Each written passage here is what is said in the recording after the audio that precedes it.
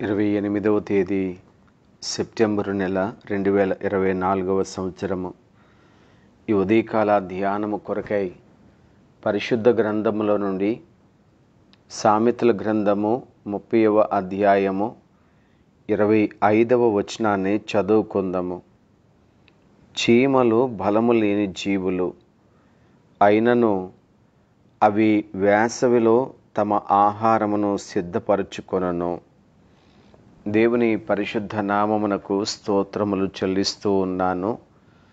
ప్రభునందు ప్రియమైన వారలారా, యేసుక్రీస్తు వారి అతి ఉన్నతమైన నామములో మీ అందరికీ శుభములు తెలియచేస్తూ ఉన్నాను. ప్రభు యొక్క కృపా సన్నిధి మీకు తోడై ఉండునుగాక. ఆమెన్. సామెతల గ్రంథము ద్వారా అనేకమైనటువంటి సంగతులను మనం తెలుసుకుంటాము. ముఖ్యంగా ఈ అధ్యాయంలో అగూరు అనబడేటువంటి భక్తుని యొక్క పలుకులను మనము చూస్తాము. ముఖ్యంగా భూమి మీద ఉన్న చిన్న జీవులను గురించి, వాటిలో ఉన్నటువంటి మిక్కిలి జ్ఞానవంతమైనటువంటి కార్యాలను గురించి ఈ చదువుకున్నటువంటి వచనం నుండి మనము గమనించగలము. ముఖ్యంగా చిన్న వాటి నుండి గొప్ప పాఠాలు మనకు నేర్పించడానికి ఈ లేఖనాలు సహాయపడుతూ ఉంటాయి. ముఖ్యంగా ప్రియ స్నేహితులారా, దేవుని వాక్యంలో మనం చదువుకున్న ఈ భాగము చీమలను గురించి మనకు జ్ఞాపకం చేస్తున్నటువంటి సంగతులు. అవి బలము లేని జీవులు, కానీ మిక్కిలి జ్ఞానము కలిగినవిగా కనిపిస్తూ ఉన్నాయి. ప్రియ స్నేహితులారా, చీమలకు సంబంధించిన చాలా సంగతులు ఆశ్చర్యాన్ని కలిగిస్తూ ఉంటాయి. ఎందుకంటే అవి పరిమాణములో చాలా చిన్నవి, కానీ వాటి శరీర బరువు కంటే 50 రెట్లు అధికంగా అవి బరువును మోయగలవు అనేటువంటి ఆ మాట ఎంత గొప్పది. అంటే చీమ శ్రమజీవి అని చెప్పడానికి ఈ మాట మనకు సహాయపడుతూ ఉంటుంది.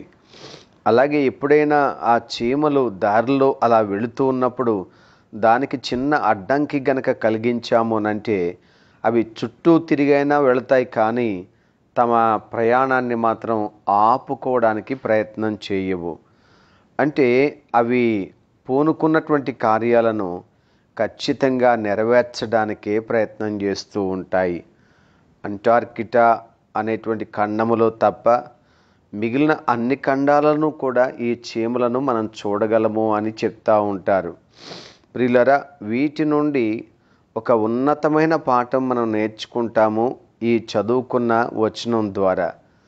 ఎందుకంటే జ్ఞాని అయిన సొలొమోను బద్ధకస్తునికి సంబంధించి, లేకపోతే సోమరితనముతో నిండినటువంటి వానికి సంబంధించి పాఠం నేర్పించడానికి వాడుకున్న ఒక అమూల్యమైన సాధనము ఈ చీమలు అనే సంగతిని మనము ఎరుగుదము. అది సామెతల గ్రంథము 6వ అధ్యాయము 6వ వచనము నుండి చదువుకుందాం. సోమరి చీమల యొద్దకు వెళ్ళుము, వాటి నడతలు కనిపెట్టి జ్ఞానము తెచ్చుకొనుము. వాటికి న్యాయాధిపతి లేకున్నను, పై విచారణకర్త లేకున్నను, అధిపతి లేకున్నను, అవి వేసవి కాలమందు ఆహారము సిద్ధపరచుకొనును, కోతకాలమందు ధాన్యము కూర్చుకొనును. స్నేహితులరా, ఈ మాటలు చదువుతున్నప్పుడు ఎంత ఆశ్చర్యము. చీమల యొద్దకు వెళ్ళి మనము నేర్చుకోవాలి అనేటువంటిది. ఏం నేర్చుకోగలుగుతాము అనంటే వాటి నడతలను కనిపెట్టినప్పుడు జ్ఞానం అనేది మనకు లభిస్తూ ఉంటుంది. అంటే ప్రియులారా, అవి మనకు నేర్పిస్తున్న జ్ఞానము ఏమైంది అంటే ప్రిపరేషన్ అనేటువంటిది, సిద్ధపరచుకొనుట అనేటువంటిది, లేక సిద్ధపాటు అనేటువంటి ఒక అద్భుతమైన అనుభవాన్ని ఈ చీమల యొద్ద మనం నేర్చుకొనగలుగుతూ ఉంటాము. అవి వేసవి కాలంలో ఒకవైపున బ్రతుకుతూనే మరొక వైపున అవి పంటను కూర్చుకోవడం ప్రారంభిస్తూ ఉంటాయట. ఆహారాన్ని సేకరించడం ప్రారంభిస్తూ ఉంటాయట. భవిష్యత్తు అవసరాల కొరకు కొంత ఆహారాన్ని అవి దాచుకోవడం అనేది జరిగిస్తూ ఉంటాయట. ఎందుకంటే రాబోతున్నటువంటి ఒక సీజన్, అది శీతాకాలం రాబోతూ ఉంది. ఆ కాలంలో అవి భూమి యొక్క అడుగు భాగంలోనికి వెళ్ళిపోయి దాక్కొని నివసిస్తూ ఉంటాయి. ఆ కాలంలో అవి పైకి వచ్చే అవకాశం లేదు కనుక ముందుగానే ఆ కాలమంతటిలో వాటి మనుగడకు కావలసిన వాటన్నిటినీ కూడా వేసవి కాలంలోనే సిద్ధపరచుకుంటాయి అనే ఆలోచన ఒకసారి గమనించండి ప్రియులారా. మనకున్నటువంటి ఈ మెదడు యొక్క పరిమాణానికి, చీమ యొక్క మెదడు యొక్క పరిమాణానికి అసలు ఏమాత్రమైనా పోల్చగలమా? కానీ ఎంత గొప్ప ఆలోచన అండి! అవి ఎంత గొప్ప జ్ఞానాన్ని మనకు కనబరుస్తూ ఉన్నాయి. దయచేసి జ్ఞాపకం చేసుకుందాం ప్రియులారా. వాటి జ్ఞానము మనలను ప్రేరేపిస్తూ ఉంటుంది. వాటి యొక్క ముందు చూపు మనకు ఒక గొప్ప పాఠాన్ని నేర్పిస్తూ ఉంటుంది. సామెతల గ్రంథము 21వ అధ్యాయము 20వ వచనాన్ని గనుక మనము చూస్తే, విలువగల ధనమును నూనెయు జ్ఞానుల ఇంట ఉండును, బుద్ధిహీనుడు దాన్ని వ్యయపరచును అని చదువుతున్నాము. అంటే జ్ఞానం కలిగిన వారి యొద్ద సంపదలు ఉంటాయి. అంటే వారు అధికంగా సంపాదిస్తారు అని కాదు, ముందు చూపు కలిగి భవిష్యత్తు కొరకు జాగ్రత్త పరుచుకుంటారు అని అర్థం. అదే బుద్ధిహీనుని చూస్తే గనక వాడు ఉన్నదంతా ఖర్చు పెట్టేసుకుంటూ ఉంటాడు. స్నేహితులారా, కొంతమంది బాగానే సంపాదిస్తారు, కానీ వారి భవిష్యత్ అవసరాల కొరకు వారు కొంచెమైనా సరే వారు జాగ్రత్త పరుచుకోవడానికి తగిన జ్ఞానం మాత్రం వారికి ఉండదు. అయితే ఇక్కడ చీమలు శ్రమజీవులే, కానీ జ్ఞానం కలిగినవి కూడా, మిక్కిలి జ్ఞానం గలవి అని వ్రాయబడింది. కాబట్టి ప్రియులారా, ఎంత కష్టపడుతున్నాము అనేది కాదు, కానీ ఎంత జ్ఞానంగా వాటిని వాడుకుంటున్నాము అనేది చూసుకొనవలసిన వారమై ఉంటున్నాము. 27వ అధ్యాయము సామెతల గ్రంథము 12వ వచనాన్ని చూస్తే, బుద్ధిమంతుడు అపాయము వచ్చుట చూచి దాగును, జ్ఞానం లేనివాడు యోచింపక ఆపదలో పడును అని చదువుతున్నాం. అంటే బుద్ధి కలిగినటువంటి వారు ఆపదను ముందుగానే వారు పసిగడతారు, ముందుగానే వారు గమనిస్తూ ఉంటారు. ఆ ఆపద నుంచి తమను తాము తప్పించుకోవడానికి వారు చేసే ప్రయత్నాలన్నీ చేస్తారు. ఇక్కడ చీమలు కూడా అదే చేస్తున్నాయి. భవిష్యత్తులో శీతాకాలం వస్తుంది. అది పనిచేసే కాలం కాదు, దొరికే కాలం కాదు, కోతకాలం కానే కాదు. కనుక వేసవి కాలము, కోతకాలము, ఆ పంట సమకూర్చుకునే దినాలు, పంట సమృద్ధిగా వాటికి దొరికే సమయం అది. కనుక దొరికినప్పుడే అవి దాచుకోవడం మొదలు పెడుతున్నాయి. అవి కష్టపడే సమయం ఉన్నప్పుడే కొంత ప్రక్కన పెట్టడం మొదలు పెడుతూ ఉన్నాయి. భవిష్యత్తు అవసరాల కొరకు ఆలోచన చేసి భవిష్యత్తులో రాబోతున్నటువంటి కష్టాన్ని తప్పించుకోవడానికి చాలా బుద్ధిపూర్వకంగా అవి ఎంతో గొప్ప ప్రయత్నం చేస్తూ ఉన్నాయి. స్నేహితులారా, కాలానుగుణంగా ఆ పరిస్థితులను ఎరిగి జీవించుట అనేది ఆ అల్పమైన జీవులకు దేవుడిచ్చిన గొప్ప జ్ఞానం కదా. అయితే ఒక్కసారి ఆలోచన చేద్దామండి. యేసుక్రీస్తు ప్రభు ఆనాడు ప్రజలతో చెప్పారు. మత్తయి సువార్త 16వ అధ్యాయము ప్రియులారా 3వ వచనాన్ని చదువుతూ ఉన్నాను. ఉదయమున ఆకాశం ఎర్రగాను మబ్బుగాను ఉన్నది గనుక నేడు గాలివాన వచ్చును అని చెప్తారు. మీరు ఆకాశ వైఖరి వివేచింపనెరుగుదురు గాని ఈ కాలముల సూచనలను వివేచింపలేరు. స్నేహితులారా, పరిసయ్యులు సద్దూకాయలు వచ్చి యేసుక్రీస్తు ప్రభువారిని శోధిస్తూ ఆకాశము నుండి ఒక సూచన చూపించు అని యేసయ్యను వారు శోధిస్తూ అడిగారు. అప్పుడు ప్రభువు చెప్తున్నారు, మీకు చాలా గొప్ప జ్ఞానం ఉంది. ఆ జ్ఞానం ఏమిటంటే, ఉదయకాలం ఆకాశం ఎర్రగా ఉంటే వర్షం వస్తుంది అని మీరు చెప్పేస్తారు. సాయంకాలం ఆకాశం యొక్క వైఖరిని కూడా మీరు చెప్పేస్తారు. అంటే ఈ లోక సంబంధమైనటువంటి సూచనలు మీకు బాగా తెలుస్తున్నాయి, కానీ దైవ సంబంధమైన సూచనలు మీరు ఎరగకుండా ఉన్నారే. చీమలు శీతాకాలాన్ని ముందుగానే ఎరిగి వేసవి కాలములో సిద్ధపడుతూ ఉన్నాయి. ప్రియ దేవుని బిడ్డ, అయితే నీవు నేను అసలు కాలాన్ని గుర్తిస్తున్నామా? క్రీస్తు యొక్క రెండవ రాకడ కాలము. యేసుక్రీస్తు ప్రభువారి యొక్క ఆగమన కాలాన్ని మనం తెలుసుకుంటున్నామా? ఈ లోకంలో అన్ని కాలాలు బాగానే చూస్తున్నాం. వేసవకాలం, శీతాకాలం, వర్షాకాలం, ఇవన్నీ కాలాలకు అనుగుణంగా బాగానే మనం జీవిస్తున్నాము. అన్నీ బాగానే సిద్ధపరచుకుంటున్నామేమో. ఒకవేళ అనుకుంటూ ఉండొచ్చు, మేము చీవల కంటే చాలా గొప్ప తెలివైన వాళ్ళమండి, ఎందుకంటే మేము ఈ లోకంలో అన్నీ ముందుగానే సిద్ధం చేసుకుంటున్నాం. మంచిది ప్రియ స్నేహితుడా. అయితే అసలు కాలాన్ని నువ్వు గుర్తిస్తున్నావా? దేవుడు చెప్పిన కాలాన్ని నువ్వు గమనిస్తున్నావా? ఈ లోకములో సూచనలు కొన్ని కనిపిస్తున్నాయే దైవ రాకడకు సంబంధించి. ఆ కాలాన్ని గుర్తించి సిద్ధపడుతున్నావా? నీ జీవితాన్ని సిద్ధపరచుకుంటున్నావా లేదా అనేది ఒకసారి ప్రశ్నించుకుందాం ప్రియులారా. బుద్ధి కలిగినటువంటి కన్యకలు చేసిన కార్యం అదే కదా. పెండ్లి కుమారుడిని ఎదుర్కోవాలి. పెండ్లి కుమారుడు వస్తాడు, కానీ ఎప్పుడు వస్తాడో తెలియదు.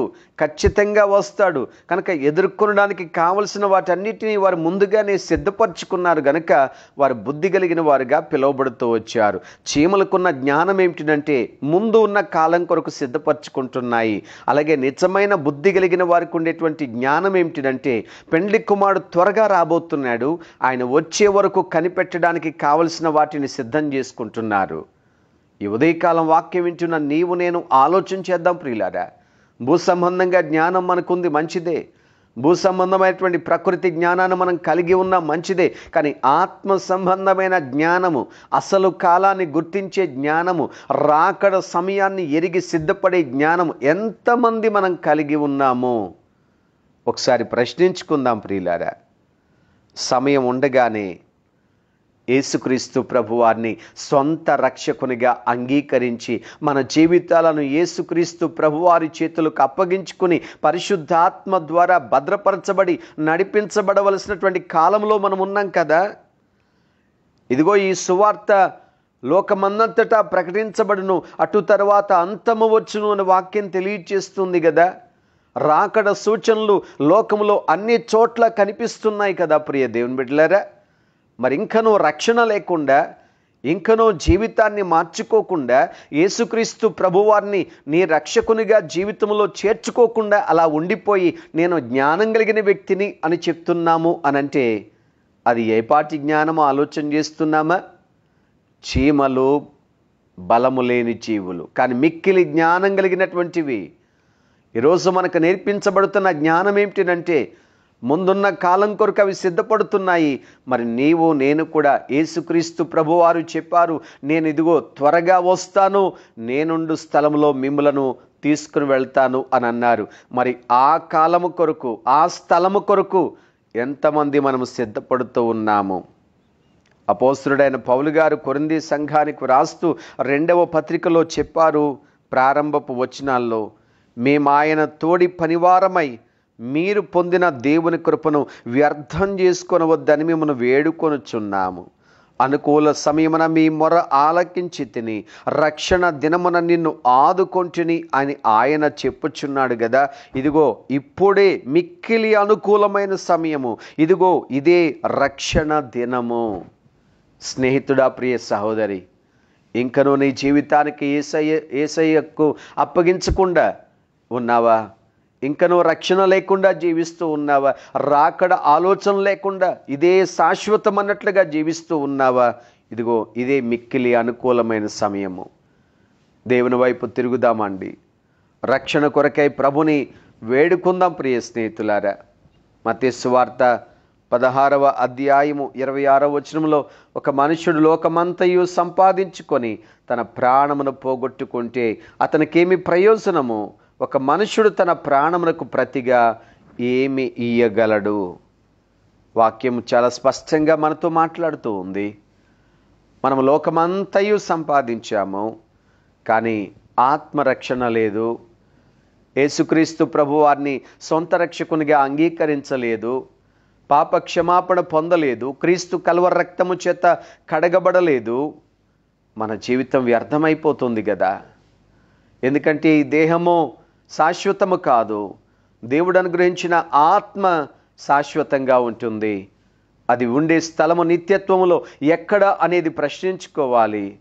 మన ఆత్మ నశించిపోకుండా ఉండాలి అంటే రక్షించే క్రీస్తు ప్రభువారిని రక్షకునిగా అంగీకరించవలసి ఉన్నది. కనుక నిజమైన జ్ఞానము ఏది అనంటే ముందున్న కాలం కొరకు సిద్ధపరుచుకునేదే నిజమైన జ్ఞానము. కనుక ముందు శాశ్వతమైన జీవితాన్ని దేవుడు మన కొరకు సిద్ధం చేస్తున్నారు. ఆ జీవితం కొరకు ఎవరైతే సిద్ధపడుతూ ఉంటారో, వారి జీవితాన్ని సిద్ధపరుచుకుంటూ ఉంటారు, వారు అన్నిటికంటే మిక్కిలి జ్ఞానం కలిగినటువంటి వారు అనే సంగతిని మనం తెలుసుకుందాం. కనుక పరీక్షించుకుందాం, పరిశీలన చేసుకుందాం.